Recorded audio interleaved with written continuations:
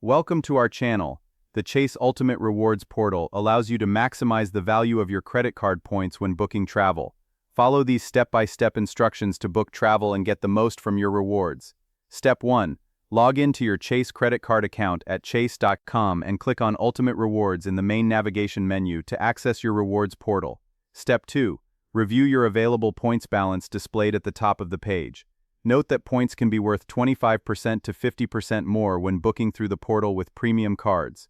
Step 3. Select your desired travel category: flights, hotels, car rentals, activities, or vacation packages. The portal partners with multiple providers to offer competitive options. Step 4. Enter your travel details including destination, dates, number of travelers, and any other relevant preferences. Click Search to view available options. Step 5. Browse through the search results and compare options.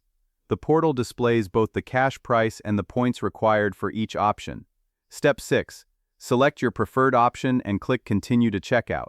You can choose to pay entirely with points, combine points and cash, or pay with your Chase card to earn additional points.